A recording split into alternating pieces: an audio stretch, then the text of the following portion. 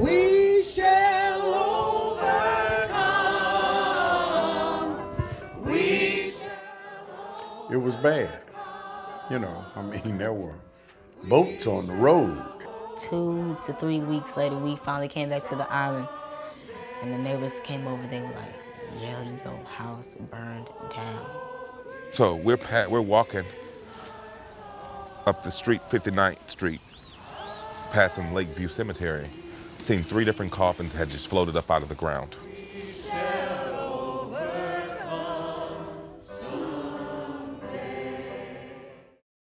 I'm Leon Phillips II, born and raised in Galveston, Texas in 1948.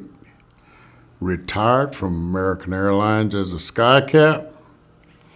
Have a janitorial service that I've had for the last 33 years that I still operate. My name is Jonathan Henry. I'm 14 years old. I'm from Galveston, Texas. I attend Ball High School. I'm a freshman. I just love my family, and I just love being around people. Growing up here in Galveston was remarkable. It really was.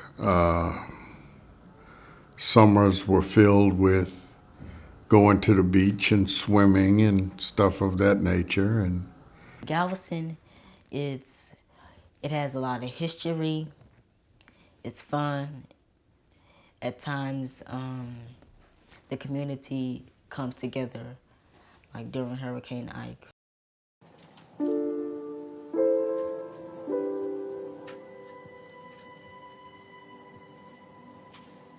Hurricane Ike flooded 75% of Galveston Island. Yeah, I haven't been to this place since Ike hit, so we were just sitting on a porch long enough until it was unbearable to sit there, you know. And then, like I said, when the wind picked up so bad, we had the door had a blind over it, like these blinds down here. And when I opened it, the wind just took it and pulled it off the hinges, which caused the wind to rush through the house. And so I took a piece of cardboard and put it against the window, and then I took my bed and my headboard of the bed and slide it up against the window, so that kind of like broke the wind, but it was still seeping in. But it wasn't as bad as it was when we didn't have nothing over it. So I knew it was bad, you know. They didn't allow us to come back for 2 weeks.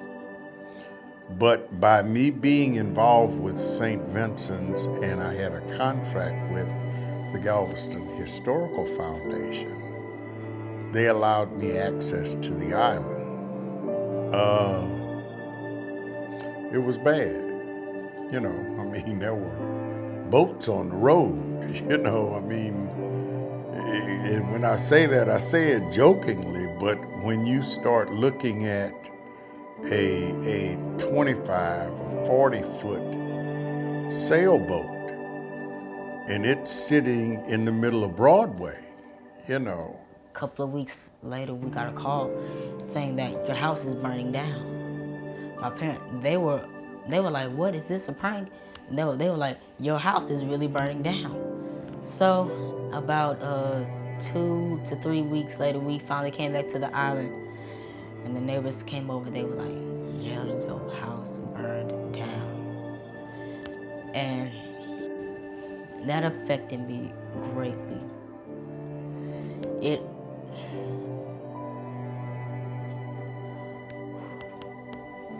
Everything that I had, it was gone.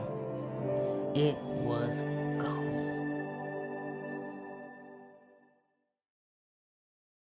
We shall overcome. We shall overcome. After Ike had passed, you know, my thoughts of climate change, I'm more thoughtful of it now. I pay more attention to it now, you know. Climate change is gonna have to take everybody to fix it, you know. And I honestly believe people are talking more about it than doing things about it. It's kind of like they're sitting around waiting if it's really gonna happen. When I left Galveston in 1967, our beaches was almost a block away from the water. Our beaches now are less than a block from the water.